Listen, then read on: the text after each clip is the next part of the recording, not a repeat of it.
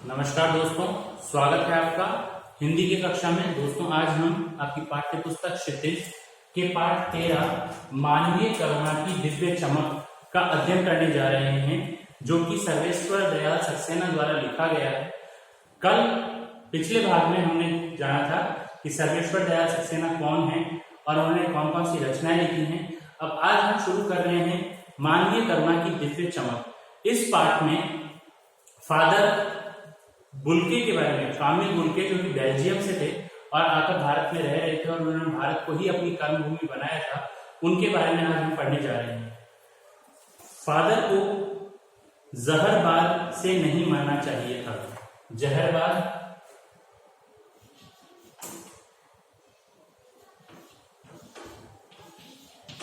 जहरबाद एक बीमारी है जिसे अंग्रेजी भाषा में कहा जाता है गैंग्रीन, और दूसरे शब्दों में कहा जाए तो विष भरा फोड़ा,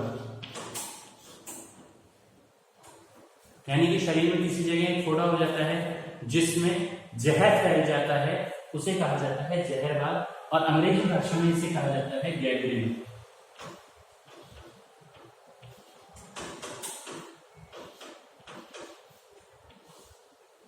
अंग्रेजी भाषा में इसे कहा जाता है गैंग्रीन।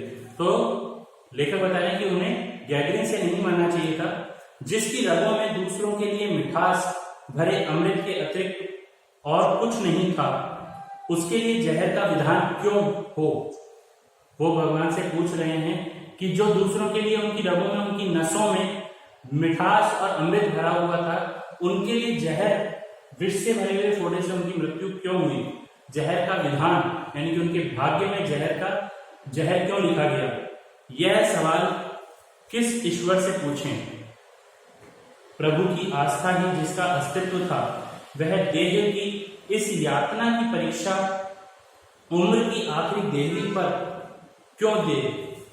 वो पूछना चाह रहे हैं कि जिन्होंने ईश्वर की आस्था को ही, ईश्वर की भक्ति को ही अपना अस्तित्व माना और उन्हें अपनी उम्र की अंतिम पड़ाव पर, देहरी अर्थात दहलीज पर,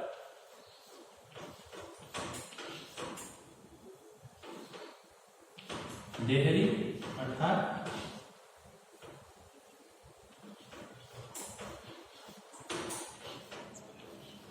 दहलीज, जब हमारे घर में आप किसी के घर में हम प्रवेश करते हैं तो दरवाजे के सामने, प्रमुख दरवाजे पर जो चौखट लगी हुई होती है, चारों तरफ जो दरवाजे की बाउंड्री बनी हुई होती है, फ्रेम बना हुआ होता है, उसे कहा जाता है दहलीज। तो कह रहे हैं कि उम्र की आखिरी दहलीज पर उन्हें यह यातना, यानी कि इस देह की यातना, देह की अर्थात शरीर की इस यातना परेशानी को की परीक्षा क्यों ली गई। एक लंबी पादरी के सफेद चोगे से ढकी आकृति सामने है। गोरा रंग, सफेद झाई मारती भूरी दाढ़ी, नीली आंखें, बाहें खोल गले लगाने को आतुर। अब यहाँ पे वो फादर का स्वरूप बता रहे हैं कि फादर का कैसा स्वरूप था, कि लंबी पादरी की सफेद चोगे से ढकी हुई, यानी कि उनका लंबा शरीर था। और पादरी जो फादर, ईसाई धर्म में जो फादर होते हैं, ईसाई धर्म के जो पंडित होते हैं, वे जो सफेद चोगा पहनते हैं, सफेद लंबा कपड़ा पहनते हैं, उसके लिए कह रहे हैं कि उससे ढकी हुई आकृति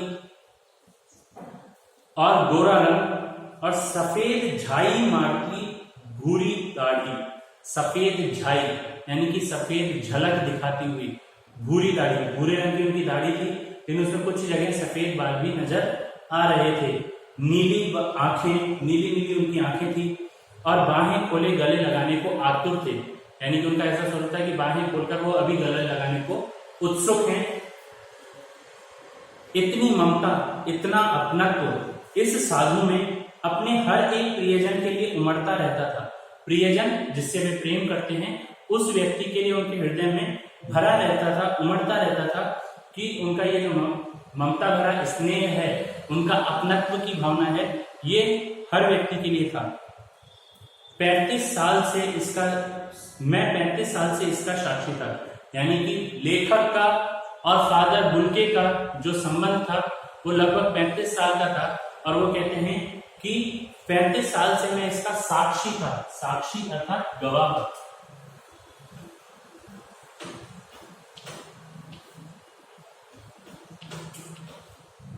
साक्षी अर्थात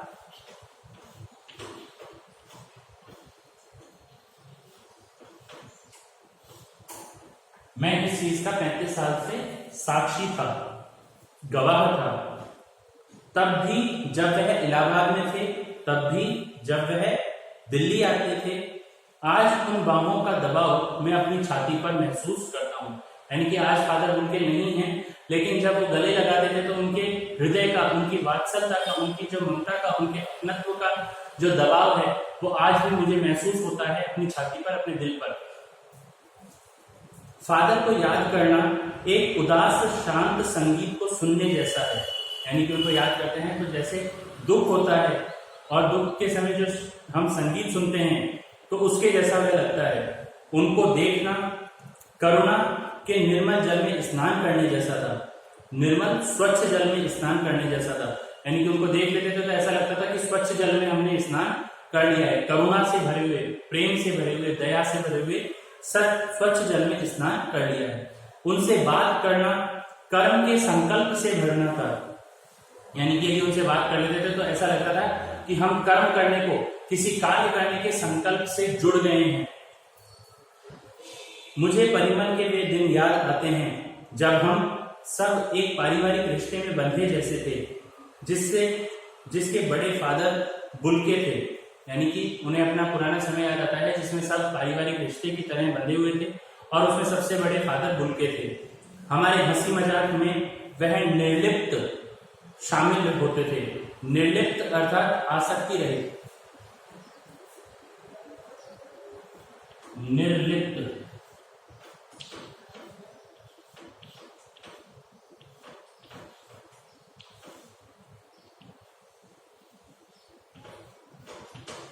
आसक्ति रहित।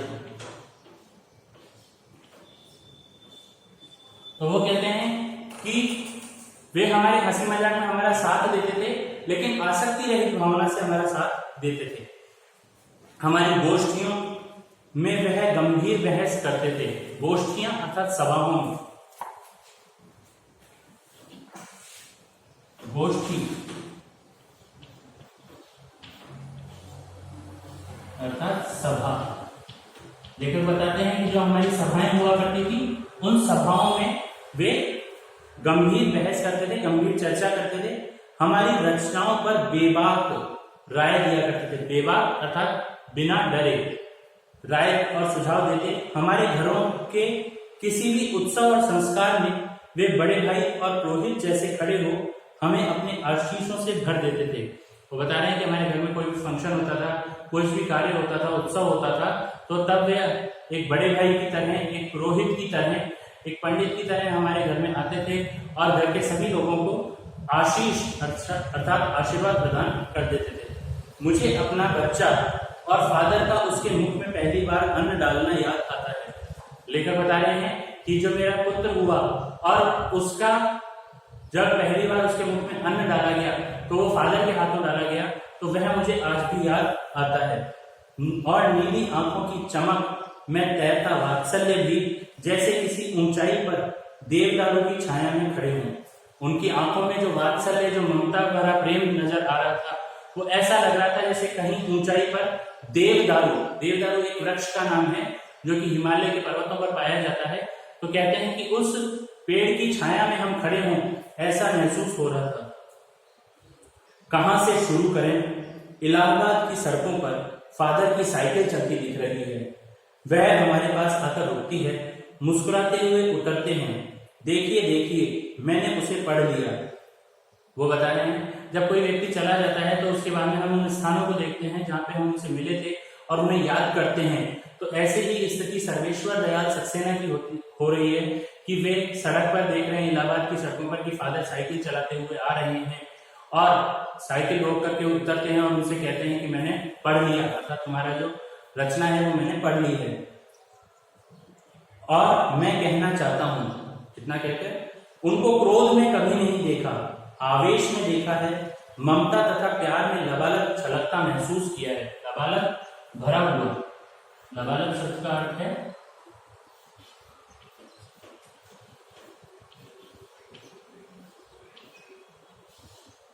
लबालब अर्थात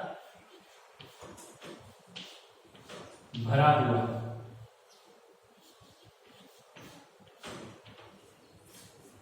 लबालब अर्थात भरा हुआ, कोई चीज भरी हुई है उसे छलकता हुआ, गिरता हुआ महसूस किया है। यानी कि उनके हृदय में इतना प्रेम था कि वो हमेशा छलकता रहता था, उनका हृदय प्रेम से भरा हुआ था। अक्सर उन्हें देखकर लगता कि बेल्जियम में इंजीनियरिंग के अंतिम वर्ष में पहुंचकर उनके मन में सन्यासी बनने की इच्छा कैसे जाग गई, जबकि घर भरा पूरा था, 2 भाई, 1 बहन, माँ, पिता सभी थे। अब वो बता रहे हैं कि बेल्जियम में के जो फादर उनके थे वो इंजीनियरिंग पढ़ रहे थे और इंजीनियरिंग पढ़ते हुए अंतिम वर्ष में उन्होंने सन्यासी बनने का निर्णय लिया, जबकि उनके परिवार में 2 भाई, 1 बहन, माता पिता सभी सदस्य थे, फिर भी उन्होंने जो है सन्यासी बनने का निर्णय लिया। आगे बताते हैं, लेखक उनसे पूछते हैं कि आपको अपने देश की याद आती है ना? आती है। तो उन्होंने जवाब दिया, मेरा देश तो अब भारत है। जब लेखक ने उनसे पूछा कि भाई आपको अपने देश की याद आती है, तो उन्होंने कहा कि नहीं, अब तो मेरा देश भारत ही है। फिर आगे लेखक ने अपनी बात पलटते हुए कहा, मैं जन्मभूमि की पूछ रहा हूँ। जन्मभूमि अर्थात जहां आपका जन्म हुआ है उसके बारे में पूछ रहा हूँ। तब उन्होंने कहा, हाँ आती है, बहुत सुंदर है मेरी जन्मभूमि रैम्स चैपल। बेल्जियम के रैम्स चैपल में उनका जन्म हुआ था, तो इसलिए वो पूछ रहे हैं। तो आगे लेखक पूछते हैं, घर में किसी की याद, यानी कि उनका पूछने का मतलब ये है कि घर में आपको किसी की याद आती है? तो उन्होंने बताया कि माँ की याद आती है, बहुत याद आती है।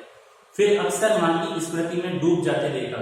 यानी कि लेखक ने जब उनसे पूछा तो उसके बाद में वो अक्सर हमेशा माँ की स्मृति में, माँ की यादों में खो जाते थे। उनकी माँ की चिट्ठियां अक्सर उनके पास आती थी। अपने अभिन्न मित्र डॉक्टर रघुवंश को वह उन चिट्ठियों को दिखाते थे।